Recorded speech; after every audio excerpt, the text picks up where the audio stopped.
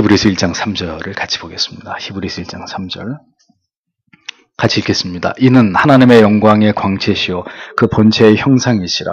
그의 능력의 말씀으로 만물을 붙드시며 죄를 정결케 하는 일을 하시고 높은 곳에 계신 위엄의 우편에 앉으셨느니라. 아멘. 제13장 성경은 태초부터 하나님이 한 본질이시며 그 안에 삼위가 계심을 가르치며 오늘은 기독교 교리 가운데 가장 난해하고 가장 신비한 교리인 삼위일체 교리의 뚜껑을 엽니다. 자, 지금까지 인간적인 방법으로 하나님을 상상하고 형상화하고 인간이 임의대로 하나님을 예배하는 일들의 중요한 오류에 대해서 생각해 봤습니다. 오후 예배 드리기 전에 우리 중고등부 친구들하고 그런 얘기를 했어요. 이런 비슷한 얘기를 했는데 하나님을 어떻게 예배해야 되느냐, 어떻게 찬양하는 게 중요하냐 이런 얘기를 했는데 자, 다 여기에 해당되는 얘기들이죠. 성경에 기록된 방법 이외에 하나님을 경배하려 할 때 이는 미신적인 우상 숭배가 될 수 있고 이건 큰 죄가 되는 그런 부분이다라는 부분들을 쭉 우리가 생각해 봤습니다.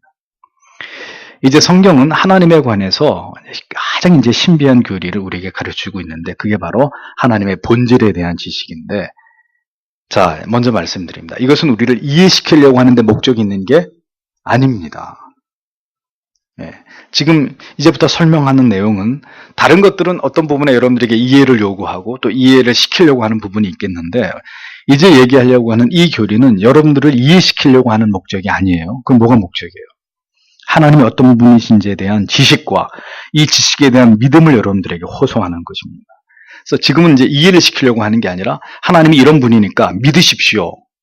어떤 그 하나님에 대한 지식을 여러분들에게 설명할 수 있는 한 인간의 언어를 가지고 최대한 설명을 하고 그리고 그 내용을 그냥 믿어야 된다는 말씀을 드리는 거예요. 그래서 이게 믿어지는 사람은 하나님의 사람이고 난 도무지 뭔 소리인지 모르고 그래서 나는 이건 못 믿겠다.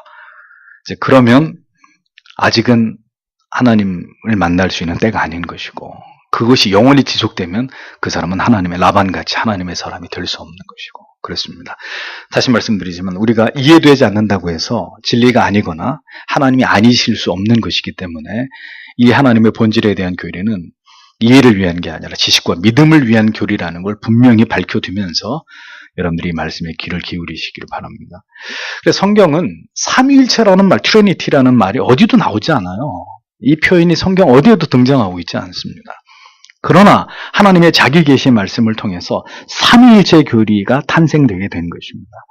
그러면 칼빈의 설명을 따라서 이제 삼위일체 하나님에 대해서 하나씩 우리가 이야기를 해보려고 합니다. 첫 번째, 하나님은 본질이 무한하시고 영적임 이렇게 기록되어 있습니다.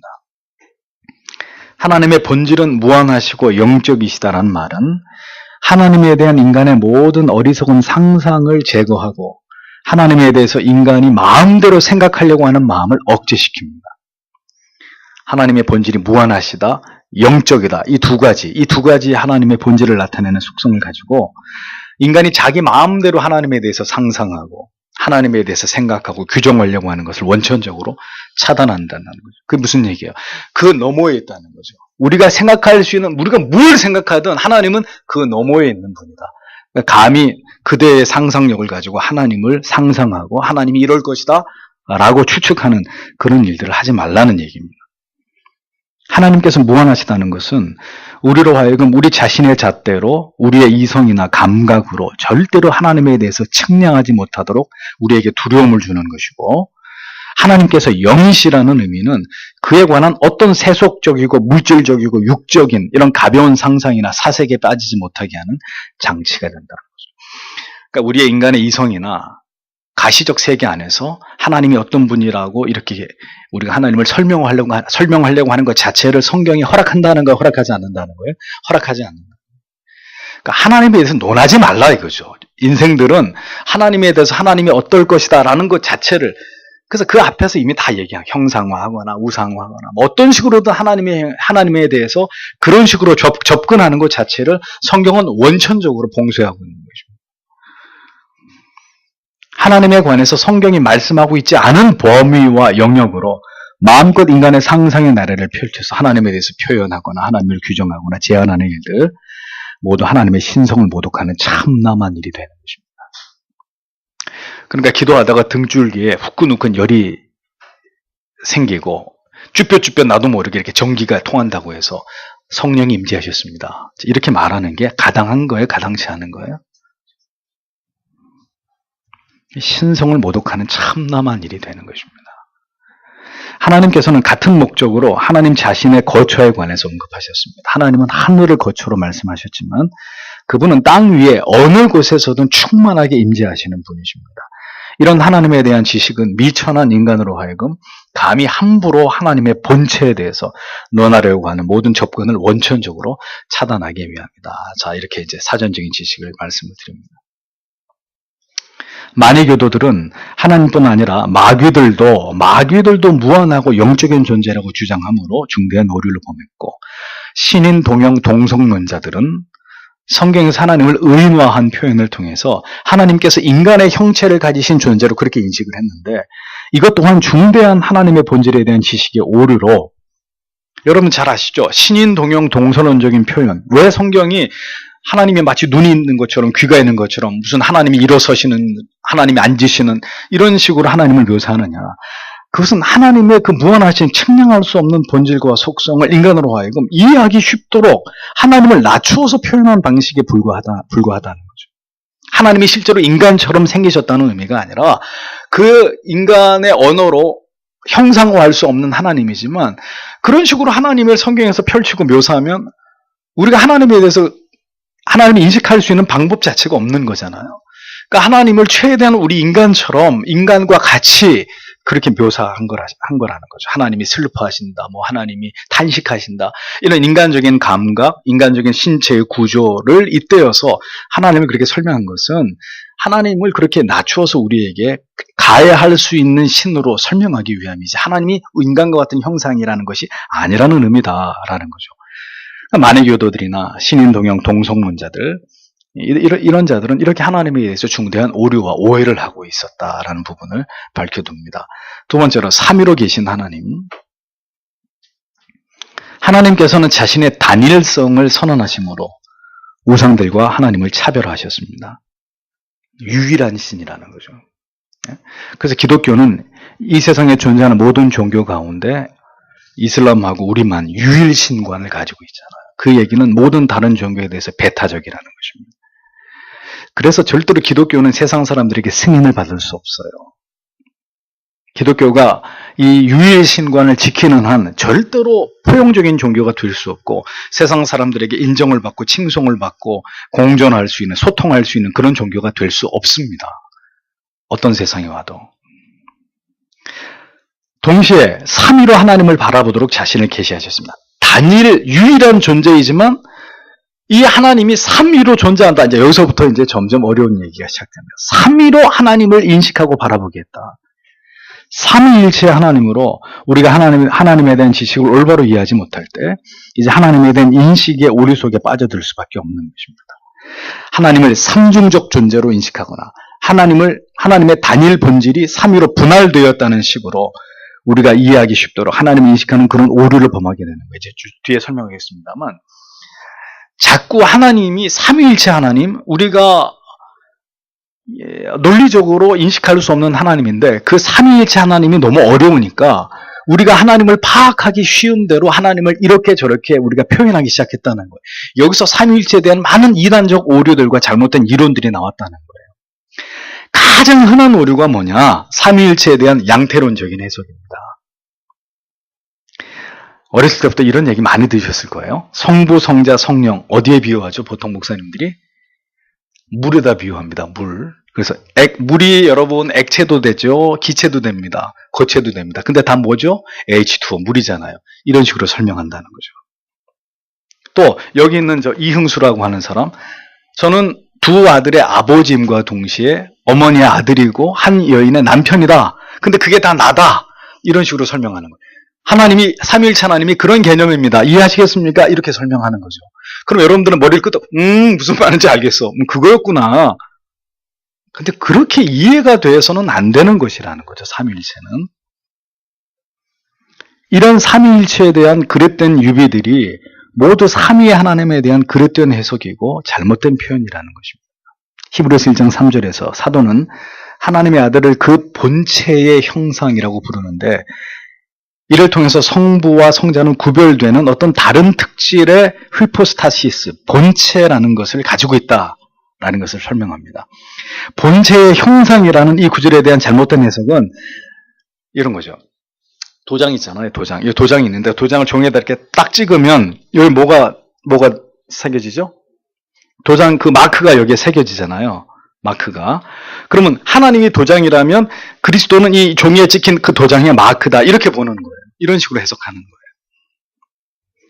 그런데 하나님께서는 자신 속에 어떤 분할이나 축소가 없이 완전한 상태로 삼위의 하나님께서 포괄하여 존재하시므로 이와 같은 설명, 하나님은 도장이고 예수님은 그 종이의 스탬프 같은 이런 설명은 하나님의 본질을 설명하는데 올바른 표현이 될 수 없다는 겁니다. 성부께서는 본성 속에서 구별되어 계시면서도 성자 안에서 자신을 온전히 표현하기도 하시기 때문에 자신의 본체 속에서 성자를 나타내신다고 보는 것이 더 합당하다고 볼 수 있다는 거죠.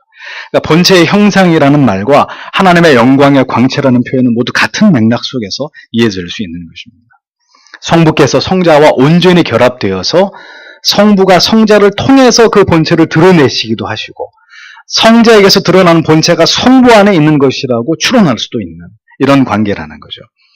즉 본질은 하나이지만 본체는 이렇게 성부, 성자, 성령 이렇게 구별되어서 드러날 수 있다는 것을 설명해 주고 있는 것입니다. 성령의 경우도 마찬가지라는 거죠. 그는 성부와 분명히 다른 분이시지만 한 본질에 계시고 결코 분할되지 않는다. 또 다른, 그러니까 삼신론이 되지 않는 것이다. 분할되지 않는다. 그러므로 정리를 하자면 하나님의 한 본질 안에 세 본체가 이렇게 손을 이렇게 설명해도 안 돼요. 그러니까 한 본질 안에 세 본체가 계시는 것이 되는 것이죠. 그래서 라틴 교부들에 의해서 처음으로 사용되어진 페르소나라는 단어가 바로 휘포스타시스, 본체와 동일한 개념으로 그렇게 이해하면 되는 것입니다. 이 단어가 영어로는 subsistence, 실제라는 개념인데 나아가서 substance, 본질과 동일한 의미로 이렇게 이해하게 됐다는 거죠.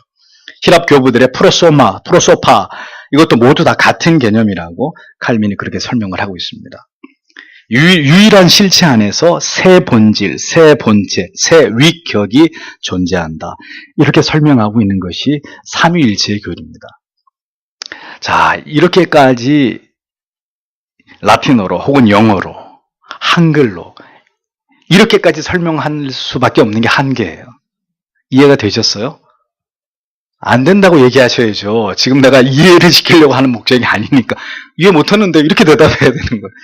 그냥 이렇게 설명했고 머릿속으로 이것을 받아들이시고 하나님이 여러분들에게 은혜를 주실 때 어느 순간인가 삼위일체의 개념을 여러분들이 정확하게 이해하시게 될 거예요. 세 번째, 삼위일체나 위 등의 용어 사용의 정당성을 설명합니다. 삼위일체 교리 역시도 많은 이단들에 의해서 공격을 받아온 교리입니다. 그 이유는 이런 삼위일체의 개념으로 성경은 하나님에 관해서 직접적으로 표현하고 있지 않다는 이유에서입니다. 자, 이런 공격에 대해서 칼빈의 답변은 이것입니다.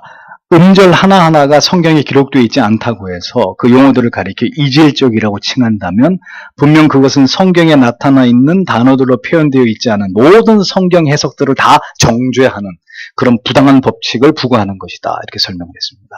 그러니까 성경에 삼위일체란 말이 안 나온다고 해서 그걸 부정하고 그 말 같지도 않은 소리다 이렇게 얘기하는 것은 잘못된 것이라는 겁니다. 성경이 다 음절 하나하나를 다 뒤에 이제 그 신학적 용어에 대한 얘기도 하겠지만 다 우리가 지금 쓰고 있는 이런 말들을 이신칭의 양자 이런 말 양자는 성경에 나오죠.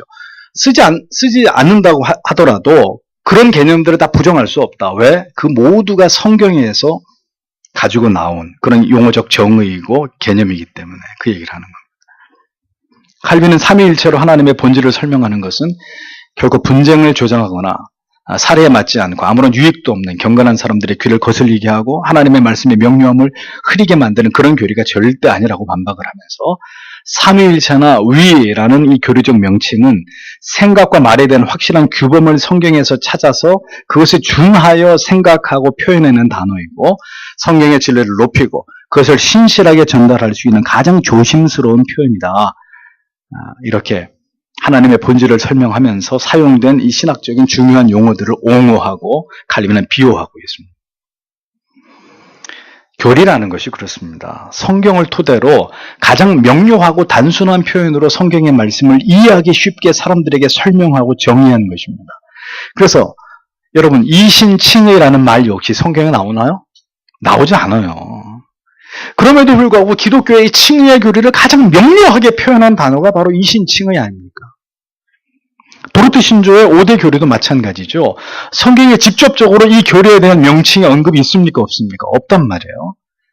그렇다고 해서 그럼 그 가치를 무시하는 것은 합당한 일이냐? 어리석은 일이라는 거죠. 어떤 단어를 통해서 드러낸 교리적 개념과 정의가 가장 성경에 부합하게 만들어져서 우리의 이해를 돕는 것이라면 그걸 반대하거나 책 잡는 것은 진리를 거스르는 사악한 의도로밖에 받아들여질 수 없다고 이렇게 칼빈이 이야기를 합니다.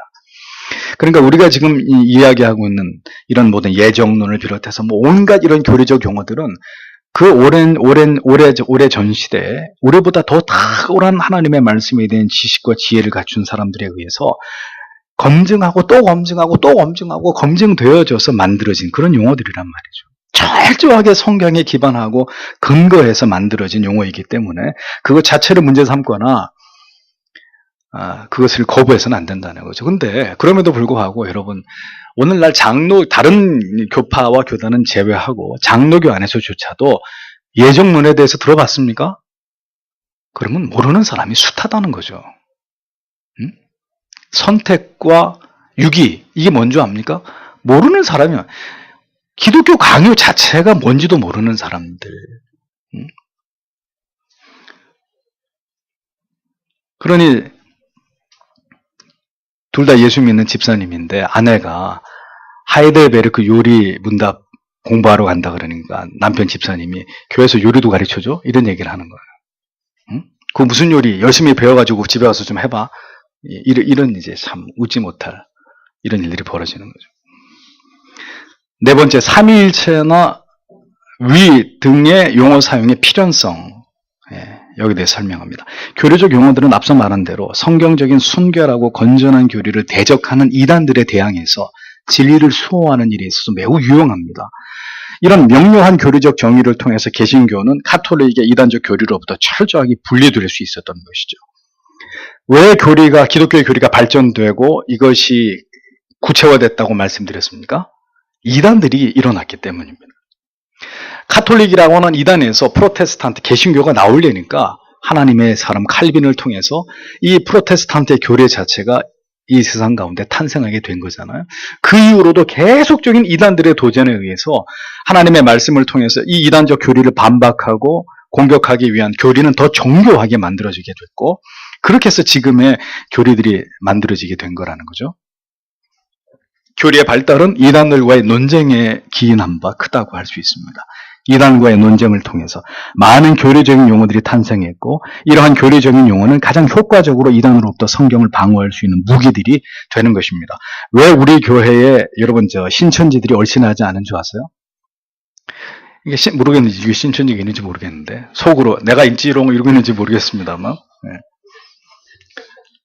딱 들어보면 계속 모든 설교 가운데 교리 얘기가 나오니까, 신천지 자기들도 모르는 교리 얘기가 나오니까 여기는 이빨이 들어가지 않는다고 생각하는 거예요. 틀림없어요. 교리를 설교하지 않으면 마음대로 신천지들이 들어와서 하나님 말씀 가지고 비유풀이를 가지고 여러분들 현혹시킬 수 있거든요. 근데 자기들도 모르는 교리 얘기를 하고 철저하게 교리를 따라가는 이런 설교가 계속 강단에서 나오기 때문에 범접할 수가 없는 거죠.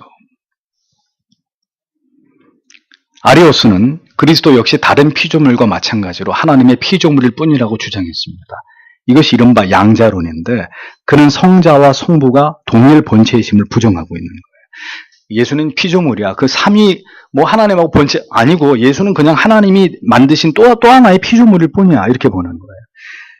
이것이 그 유명한 아타나시우스와 아리오스의 논쟁을 일으킨 촉발점이 되었고, 이 논쟁에서 아리오스는 결국 이단으로 낙인찍히게 돼서 추방을 당하죠. 교리적 용어의 정의 문제는 이단에 맞서서 성경을 지키는 일에 있어서 이렇게 중요한 일이 되는 것입니다. 아리우스의 뒤를 이어서 사벨리우스는 성부, 성자, 성령이라는 이름 자체를 부정해버립니다. 이런 표현은 모두 하나님의 다른 속성이고 성부가 성자고 성자가 성령이고 성령이 성부고 그렇지 뭐 그걸 구별을 하느냐 이렇게 주장을 했습니다. 그러니까 한 분 하나님만을 강조하고 세 위격은 다른 시대에 각각 하나님이 이 시대는 성부로 나타나고 이 시대는 성자로 나타나고 이 시대는 성령으로 나타났다 이렇게 보는 거예요. 이게 앞에 설명한 바로 양태론이라. 인간은 이렇듯 자신의 상상력을 동원해서 마음대로 하나님을 인식하고 이해하려고 하는 죄를 범해왔다는 거죠. 그러한 공격들로부터 성경을 통해서 하나님이 어떤 분이신지를 가장 잘 설명하고 드러내는 용어들이 바로 삼위일체, 위격 이런 용어들이고 이를 통한 데피니션, 정의가 그래서 우리에게 중요하다는 것을 인식시키고 있는 거죠. 그래서 교리를 알아야 기독교를, 성경을 우리가 효과적으로 변증할 수 있는 것입니다. 막 말도 안 되는 알미니안적인 사고를 가지고 열심히 하나님 앞에 내가 1000번째 기도했거든? 그랬더니 하나님이 이거 들어주시더라. 이런 얘기가 누가 친구가 하면 너 그 신앙의 사상 그 뿌리가 뭔지 알아? 그게 알미니안이 주장하는 이런 식으로 이렇게 반박을 하는데 그걸 모르면 그랬어? 그럼 나도 할까? 이렇게 되는 거예요. 나는 그럼 2000이라고. 교리를 모르면 우리가 뭘 믿고 있는지 설명할 수 없고 교리적으로 벗어난 신앙을 분별하거나 그들을 비판할 수 있는 능력을 갖출 수 없는 것입니다. 이것이 우리가 그 어려운 교리들과 교리의 용어들의 정의들을 하나씩 이해하고 정리해 나가야 되는 중요한 이유가 되는 거죠. 다섯 번째, 신학적 용어들의 필요성과 그 한계. 앞서 설명한 바대로 이러한 교리적 용어들은 경솔하게 만들어진 것이 아니라 치열한 이단들과의 논쟁을 통해서 칼날같이 다듬어진 결과물들입니다. 가장 명쾌하게 성경이 말씀하고 있는 바 하나님을 설명하고 있는 이러한 용어의 유용함에 대해서 우리가 올바른 이해를 가질 필요가 있다는 거죠. 예수만 잘 믿으면 되지 이런 어려운 교리적 신학적 용어들을 우리가 알아야 될 필요가 있느냐 이렇게 생각하기 때문에 어떻게 됩니까? 인간은 자유분방하게 하나님을 이해하려고 하고 그로 인해서 많은 신앙의 오류들을 만들어내고 지금도 그것을 계속 만들어가지고 그것을 신봉하고 있는 이런 문제들을 만들어내고 있는 거잖아요. 공회들은 이러한 일들을 맡아서 진행했고 모든 이단들과의 논쟁에 종지부를 찍으면서 이러한 중요한 신학적 용어들을 탄생시켰습니다. 그러나 이러한 작업을 해나가는 과정에서 고대의 교회 신학자들 또한 여러 어떤 다른 견해들이 표출되고 그 차이들을 보였던 증거들이 존재하고 있습니다. 예를 들면 라틴 교부들이 호모시오스, 동일 본질이라는 단어를 번역하는 과정에서 있었던 일이나 또 교부 제롬이 휘퍼스타시스라는 본질에 대한 단어에서 이것을 혼동한 일, 또 같은 단어를 사용하는 문제에서 그 아우구스티누스에 대한 신중한 입장을 칼빈이 계속 여기 지금 기독교강에서 열거를 하면서 교리적 용어들이 새롭게 정의되고 만들어지는 일들이 얼마나 힘들고 어려운 일인지를 설명해주고 있습니다. 하나님에 대한 이 삼위일체의 표현은 아리우스나 사벨리우스 같은 이런 모든 이단적인 주장에 대한 가장 효과적인 방어와 하나님을 설명할 수 있는 가장 합당한 논리적 공격에 유용한 무기가 된다. 칼빈이 계속 그것을 논증합니다. 이단들이 출몰할 때마다 우린 이렇게 해서 만들어진 모든 교리적 정의와 그 지식을 통해서 얼마든지 그들의 이단성을 공격할 수 있고 교리의 근거에서 조목조목 그들을 무력화시킬 수 있다는 거죠. 예. 그래서 여러분 교리를 가지고 신천지하고 얘기하면 절대 질 수 없습니다. 질 수 없어요. 그 유튜브에 그 유명한 떠도는 얘기 아시죠? 그 신천지의 강사가 공부 가르치는 곳에 목회자, 신학자들이 몰래 잠입을 해가지고 설교를 가만히 그 강의를 듣고 있었어요. 그랬더니 천사 케루빔을 그룹이라고 이렇게 이제 정의를 하면서 그 케루빔 그 그룹이 영어에서 그룹을 말하는 게 아니거든요. 그래서 이 강사가 뭐라고 얘기하냐? 천사는 때로 몰려다닌다. 천사는 전부 다 이렇게 그룹으로 몰려다닌다. 그래가지고 그 자리에 앉아있었던 신학자들이 이 무식한 사람아, 그게 그 그룹인 줄 아냐고, 이렇게 해서 그 무식이 탄로나가지고, 그런 이제, 한번 그 신천지가 망신을 당한 일이 있지 않습니까? 그러니까 교리적 지식을 가지고 조목조목 그들이 주장하는 것들을 반박하면 설명을 할 수가 없어요, 신천지들이. 비유풀이만 가지고는 설명이 안 되는 거죠. 우리가 도르트 신조를 알지 못했다면 한국 교회를 지배하고 있는 이 알미니안 사상에 대해서 절대로 알 수 없었을 것이고, 오순절 계통의 은사주의 성령 운동의 뿌리도 몬타누스주의나 펠라기오스주의의 이단 사상이 기원한다는 걸 깨닫지 못했다면 우린 계속 그런 신앙에 우리도 아마 심취해 있었을 겁니다. 신학적으로 교리적으로 우리가 믿는 신앙을 정확하게 성경적으로 이해하고 조명하는 일은 이렇게 중요하다는 것을 우리가 잊지 말아야 된다는 거죠. 자, 마지막으로 위격의 구별성입니다. 위는 스토막, 위를 말하는 거 아니에요. 위 말고. 위는 하나님의 본질에 속하는 하나의 실제 또는 본체를 의미하는 것으로 하나님의 다른 위격에도 관계되며, 이는 하나님만이 가지고 계신 비공유적 속성이다. 이렇게 이제 정의를 먼저 합니다. 실제라는 말은 본질이라는 말과 분리될 수 없으나 각각이 구별되는 표지가 있어. 이 표지라는 게 하나님의 이름인 거예요. 성부, 성자, 성령. 각각의 구별되는 표지가 있어서 본질에서부터 성부 하나님, 성자 하나님, 성령 하나님으로 이렇게 구별된다는 거예요. 요한복음 1장, 제가 이제 설교를 하면서도 이거 이해하실까 이런 생각이 자꾸 들고 있어요, 지금. 요한복음 1장 1절에서 말씀이 단순히 하나님이셨고 특별한 특성을 가지지 않았다면 그분이 항상 하나님과 함께 계셨다라는 표현은 칼빈이 얘기합니다. 잘못된 것이다. 그러나 이어서 그 말씀이 하나님이셨고 영원한 한 본질이심을 상기시키고 있기 때문에 이 본질과 본체가 구별될 수 없다는 거고, 하나님이 그 말씀과 영원하다는 말 자체가 성립이 된다, 이렇게 얘기를 하는 거예요. 세 위가 한 실제에 모두 연결되어 있기 때문에 모두 영원하고 무한한 속성을 공유하고 계신다는 거죠. 그러면서도 그 위의 구별에 따라 각각의 다른 실제로 구별되기도 하신다. 그래서 하나님이라고만 말할 때는 한 실제인데 그 하나님에 대해서 성부 하나님, 성자 하나님, 성령 하나님으로 각각 말할 때는 그 세 위의 각각의 특성에 의해서 이 실제가 또다시 구별된다는 거예요. 이해가 되십니까? 이해 안 되시죠? 또한 각 위는 각각 구별되어 있어서 상호 공유되지 않는다. 공유되지 않는다. 성부는 성부로서의 하나님의 표지로 독립되어 있고, 성자는 성자의 표지로서 독립되어 있고, 성령은 성령의 표지로서 그 각각의 특성이 구별되어 존재한다. 이렇게 설명을 합니다. 성부 하나님에게 속한 것은 성자에게 적용되거나 전해되지 않고 성령에 대해서도 마찬가지라는 거죠. 이렇게 각각의 삼위가 한 본질 안에 존재한다. 이렇게 설명이 되는 것입니다. 이러한 매우 난해한 하나님에 대한 지식이 그러나 올바로 세워지지 않으면 프락세아스 같은 이단들이 황당한 주장을 하게 되는 거예요. 어떤 주장? 이른바 성부 하나님이 십자가에서 죽었다. 성부 고난설이 바로 그것인데, 이런 황당한 주장의 근거가 뭐예요? 성부 하나님과 성자 하나님이 구별되지 않고 동일 본체라는 이것을 오해했기 때문에 성자가 죽을 때 성부도 죽은 거고 성령 다 같이 죽은 거다. 이렇게 해석하는 거죠. 이 삼위에 대한 이해가 안 되면, 삼위에 대한 어떤 올바른 지식을 가지고 하나님을 그렇게 고정시키지 않고 그걸 어떻게 해서라도 이해하려고 하다 보니까 하나님도 성부도 죽은 거야, 성자가 죽을 때. 이런 주장을 이단들이 하게 된다는 겁니다. 그러니까 성부가 성자가 되시기도 하고 성령도 되신다는 그런 말이 아니라는 거예요. 삼위일체라는 말은. 어떤 관계가 존재한다는 거예요. 이렇게 설명해요. 그건 관계의 문제다. 삼위일체로서의 하나님의 관계를 이해하지 못하면 이제 이런 오류에 빠지게 되는 것이라는 거죠. 단일한 본질이시면서도 새 실제들로, 새 위격들로 존재하시는 분이 바로 삼위의 하나님이십니다. 다시 얘기합니다. 이해하려고 하지 말고 그렇게 알고 믿으셔야 돼요.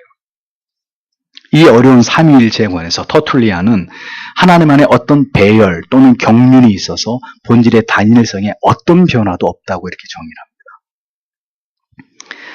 참으로 삼위일체 하나님에 대한 교리는 어리석고 무지한 인간들이, 우리 같은 인간들이 불가해하는 것입니다. 이해의 영역 밖에 있는 거예요. 제가 이런 비유는 설명을 드리죠. 강아지 보고 날아가는 비행기를 어떻게 설명할 거예요? 강아지한테. 예? 강아지가 날아가는 비행기를 보면서 뭐 시력이 워낙 나쁘니까 그걸 볼 수도 없겠지만, 만약에 그런 비행기나 우주선을 강아지가 어떻게 인식하겠어요? 인식 자체가 안 되는 거죠. 인식 자체. 개미가 사람의 존재를 어떻게 인식하겠어요? 그 인식하는 게 이상한 거죠. 그거는. 그런 거예요. 인간이 신을 인식한다. 인간이 신의 본체를 이해하려고 한다. 그 자체가 허락되지 않아. 그냥 하나님이 우리한테 이렇게 하나님 자신을 설명하신 것으로 우리가 그런 하나님이구나 하고 알고 넘어가야지. 말도 안 되는 소리 하고 있네. 이렇게 하면 안 된다는 거죠. 예? 누구처럼? 세르베투스처럼. 삼위일체 하나님을 지옥문을 지키는 머리 셋 달린 괴물 같다고 혹평해가지고 어떻게 됐어요? 제네바 의회의 정죄를 받아가지고 화형을 당해서 죽었잖아요. 이해가 안 되니까 어떻게? 하나님을 지옥문을 지키는 머리 셋 달린 괴물이다. 그렇습니다. 우리에게 하나님을 올바로 이해할 수 있는 이 아니라 올바로 의심 없이 믿을 수 있는 믿음 주시기를 기도해야 되는 것입니다. 삼위일체 하나님 대단히 어렵고 어떤 식으로든 우리 머릿속에서 그 삼위일체 하나님을 형상화할 수 없는 어떤 그 개념 자체를 정확히 이해해서 그거였구나 이렇게 되어지지 않는 그분이 하나님이십니다. 우리가 나중에 천국에 가서 그 하나님의 본체와 맞닥뜨릴 때 우린 그때 우리의 모든 타락한 지정의가 회복되면서 하나님이 이런 분이셨군요 하고 이해하게 될 날이 올 것입니다. 이 땅에서요? 아니, 저 하늘에서. 기도하겠습니다.